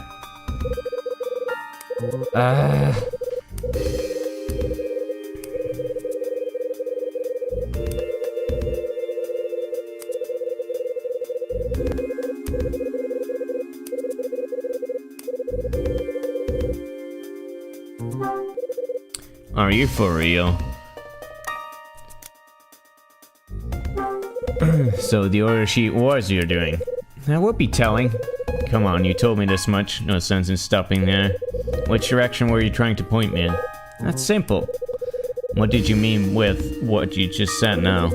You said we had distinctly different approaches to our respective pasts. Tell me what you mean by that. It's all about something I possess, but you don't. A burning desire to get even with the person who is responsible. I'll not rest until the person responsible for my mother's death has been made to pay. And since the justice system has failed in its attempt, I must get revenge. So, who killed Kathy? The main person responsible is already dead, but their accomplice is still around. Her accomplice? Are you referring to...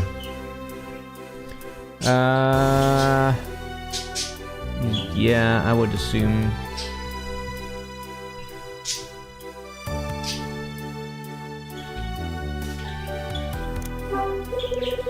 Are you referring to Mrs. Patrice? Right, first time. I moved here in order to be in a position to take my revenge on her. I originally intended to crush her throat with my bare hands. Then something appeared and it got in the way of my plan.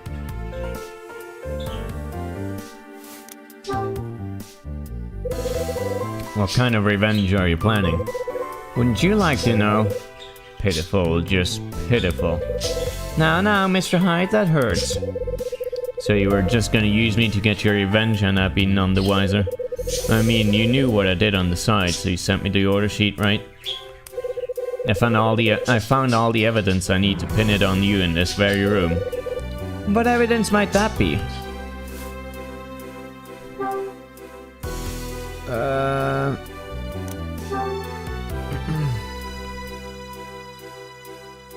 Here's your evidence. This is...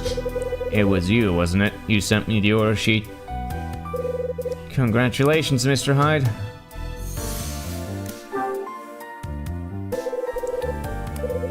What kind of revenge were you planning? I want her to own up to her crimes and show me how repentant she is.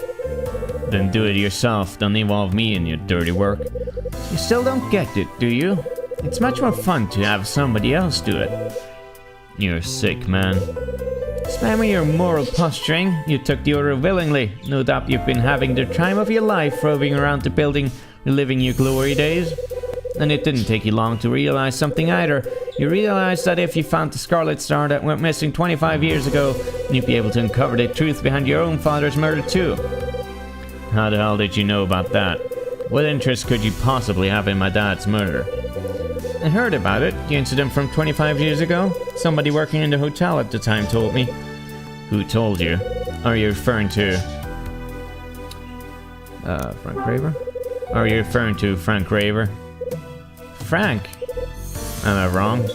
You clearly haven't understood a thing, have you? I can see I've just wasted my breath talking to you. You have? Whoops. What got in the way of your plan?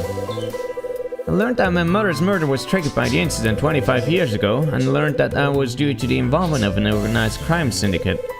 A crime syndicate? Yes, and not just any, one that you're very familiar with. None other than Nile. What did you just say? Nile were involved? They were indeed. How the hell do you come into that when it... What? How the hell do they come into what went on here? That's something I can help you with, I'm afraid. All I know is that their involvement in the incident complicated matters. Mr. Hyde, there's very little reason for us to continue this conversation. It would simply be a waste of both of our times. I thought Kyle Hyde would have more backbone than this. May as well just get out of here.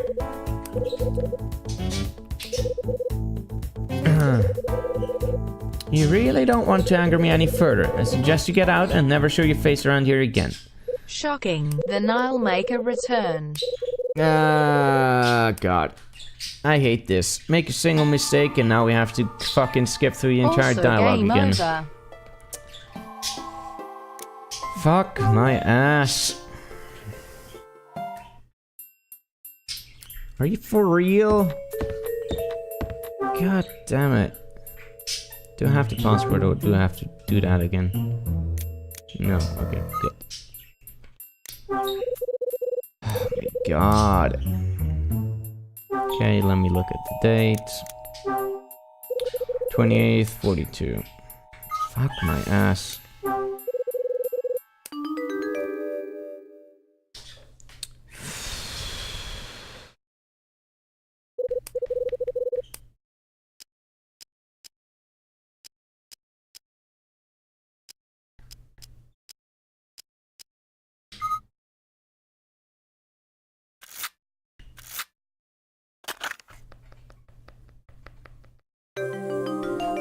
Ah, god damn it. I hate this. That did it. What is this? It's things. Ugh.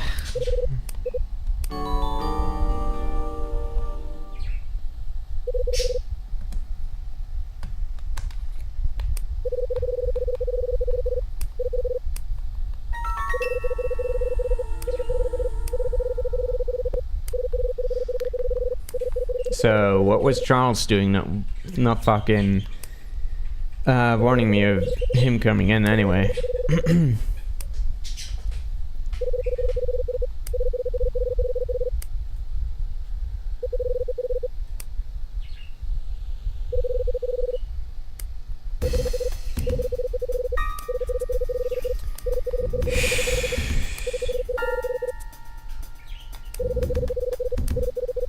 Still no way to skip even in the sequel.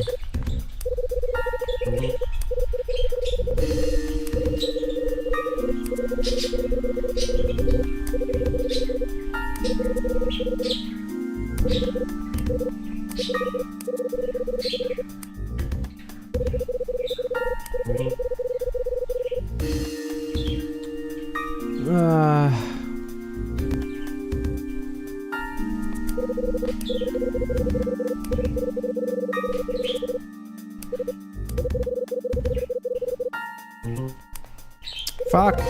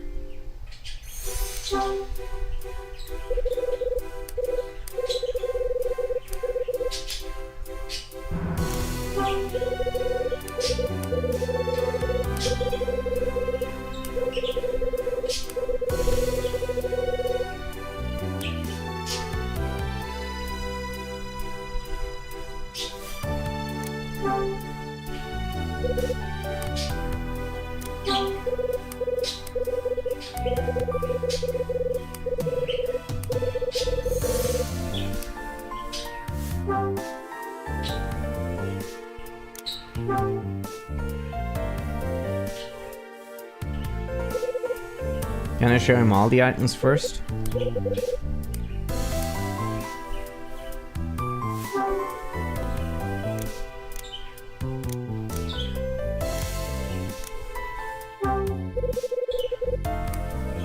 Okay, I guess not.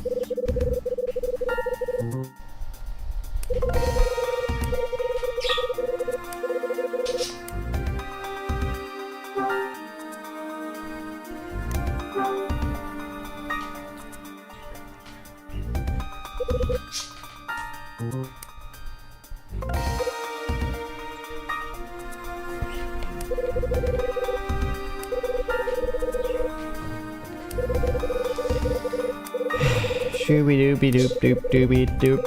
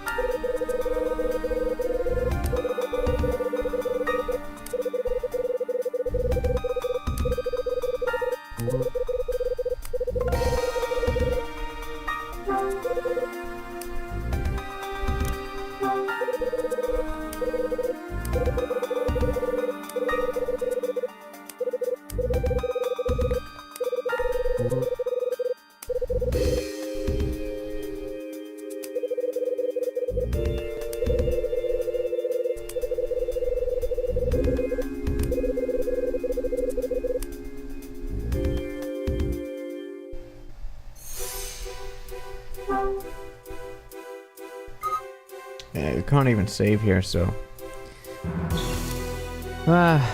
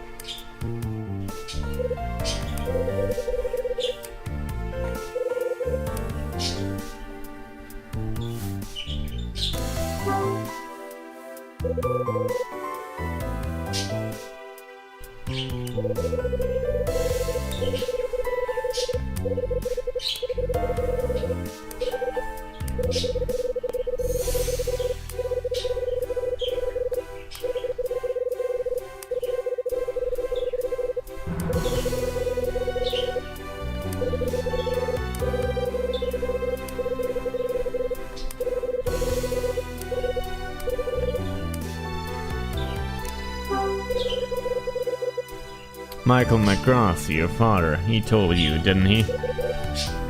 Yes, that's right. My father told me the truth before he passed away 3 years ago. He helped me understand exactly what happened on that day 25 years ago. Also, I think that was 13, not 3.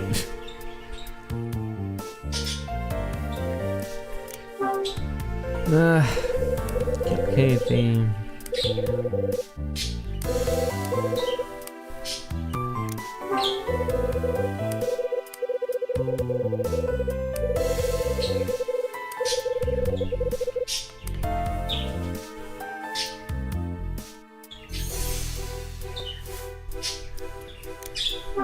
Alright. What happened 25 years ago? The safe was broken into on the premises of Hotel Cape West. The item stolen was known as the Scarlet Star. The person who stole it was your father. What?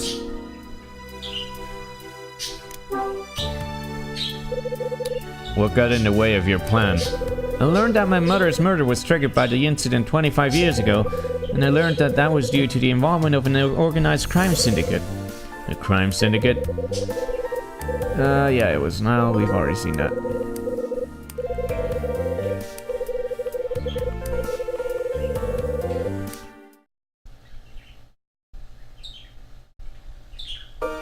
It's true. My father died 3 years ago, right after telling me everything he knew. Wait. Oh, wait. Oh, yeah, mother died 13 years ago. Never mind. It was the first time I was able to see the entire picture. So you didn't know before then? No, my father and I never really saw eye to eye. I left home as soon as I could. After that, the only time I met my father was at my mother's funeral. Later, he collapsed due to an illness, and the next time I saw him, he was dying. I hadn't seen him in 10 years. He was in a weakened state and in need of support. Before he'd drawn his final breath, he spoke to me. He told me he was sorry and that he had something he needed to say to me. He went on to inform me that a man called George Patrice had killed my mother. There was no evidence, but he knew for a fact it was him. Is he seriously trying to tell me that Max's husband killed Kathy McGrath? He then thrust that torn old postcard into my hands and told me something else. That everything started 25 years ago when the Scarlet Star disappeared. This is the last thing he said. That there was a man who stole the Scarlet Star from the hotel safe 25 years ago. He tried to tell me the name of the safecracker. He struggled to speak the words, but never made it. His final breath had been exhaled. He died a wretched and lonely old man. It wasn't the way he wanted to go. What happened then? After spending time to look after my dying father, I had a sudden change of heart. Although previously I hadn't really cared for him, these new emotions changed that. Almost without noticing, I was clasping his cold, lifeless hand and making a promise. I promised I'd get to grips with the truth he imparted to me. Get to grips with? Yes, I'd find out everything and bring it to light. Make sure that all the circumstances surrounding my mother's death are known. I used the partial hints that my father had left me with and started to piece it together. I researched the building, the key players, and I learned that George Patrice was already dead, but that didn't deter me. I had to refocus my efforts on his widow, who had turned the hotel into apartments. Once I had uncovered that information, things got really interesting. I learned that the son of the person who cracked the safe 25 years ago lived there too. But how did you make the connection? How did you know that the person who cracked the safe was my dad? Do you really want to know? Well, here goes. The reason I knew was that he was in the same business as I am. I have my own very thorough means of finding out things like that. And that's why you used to determine Na's involvement too, right? Precisely. It also proved useful when it helped me learn about the jobs he did behind the scenes. My methods were infallible. Chris Hyde's son lived in this very building, oblivious to the events of the past. It was priceless, but made me think. I had to find a way to make you start looking into things. And that's when you decided to send the order sheet. Right again. But it seems I underestimated you. Before you unearthed the truth behind Mrs. Patrice and the Scarlet Star, you discovered the truth behind me. Didn't you think it was bound to happen? What will you do now? It sounded a little boring, but nothing. You found me out so easily after all. If I attempt to delve any further, I expect Niall to come knocking on my door. Niall? Yes, they've clearly left their mark on this building. If I even so much as try to uncover the facts behind their operation, I'm a dead man. Please don't misunderstand, Mr. Hyde. I'd like nothing more than to make them pay. But I realize the consequences and I think it's time for me to release my grip. And you can live with that, can you? Certainly. As long as I'm alive, there's always a chance I can know the truth someday. That's the promise I made to my father. But for the time being, I value my life above all else. I see. The real question is, what are you going to do now? As long as that order remains valid, I'll do what I always do and track the item down. An answer that does you credit. It's my job after all. And the reward that waits for me at the end is more than enough to keep me going. As it should be. In any case, take this. Strange time to be giving gifts. To be giving gifts, wouldn't you say? One more thing I forgot to mention. When my father thrust this into my hands, he told me that this was a vital clue to discovering the Scarlet Star. And that, Mr. Hyde, is all I can tell you.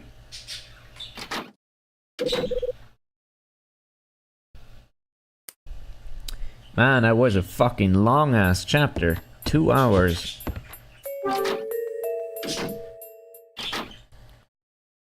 Huh.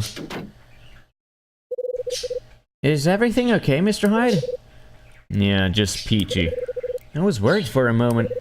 You took the words right out of my mouth, kid. Did you manage to get away okay? Yes, just about. He came back while I was keeping watch. I didn't want him to see me, so I quickly made my way back to my room. Sorry. Don't worry, it was quick thinking. Besides, it's not like I could have hidden in his room. I guess you're right. Found out some useful information, though. You know the murder victim from 13 years ago? Turns out Will's her son. He is? He's not planning on coming back here anytime soon either. It's probably best if you just forget all about him. He's not the kind of guy you should be associating with in any case. I see. Thanks for the advice. I'll steer well clear of him. So I finally discovered who sent me that order sheet. It was Will White. I'd never have guessed he would have been behind it. All I can think about is finding the truth behind what happened 25 years ago. I think I know what I need to do. I think it's time I gather my thoughts about all that's happened.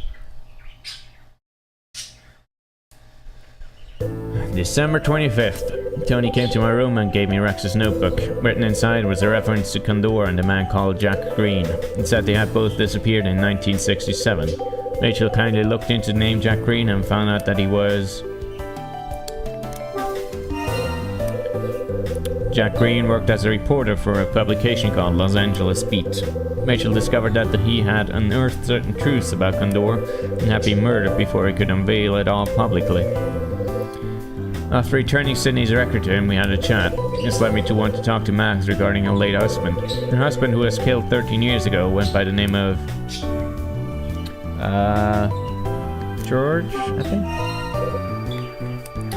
Right, Max's husband's name was George Patrice. He was the proprietor of several successful eateries around town. Max went on to explain that he was killed during a robbery that took place 13 years ago. Once Max and I had concluded our business, Rachel contacted my pager. I got her on the phone, then looked into the photos from the album on the 4th floor. I made the startling discovery of a certain person in one of the photos.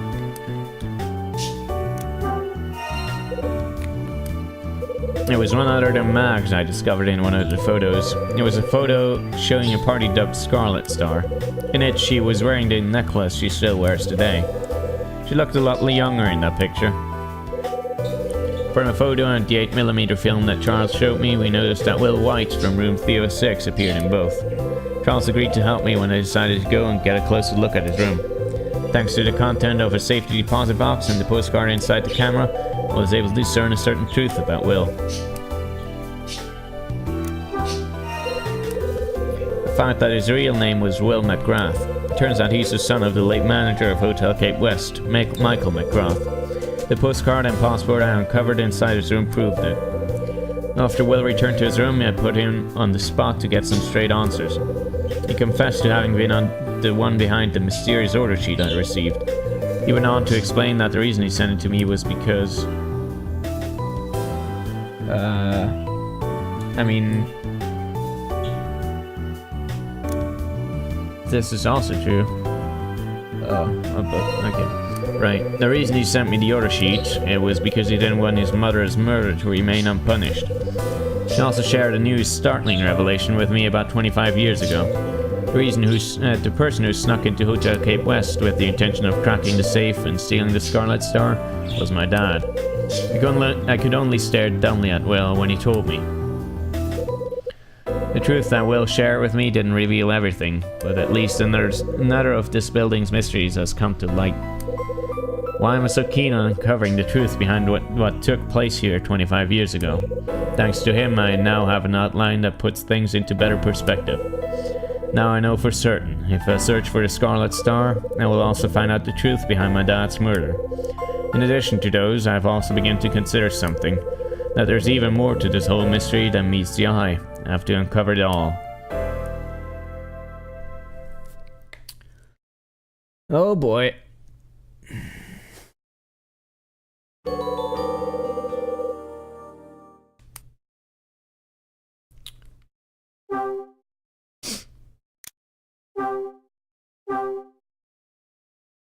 Alright, I'm gonna take a break for a few minutes, and then we'll do another chapter, and maybe even the last chapter in the game. I don't know yet, but probably. It would be great if we could finish this tonight. Anyway, a break for a bit.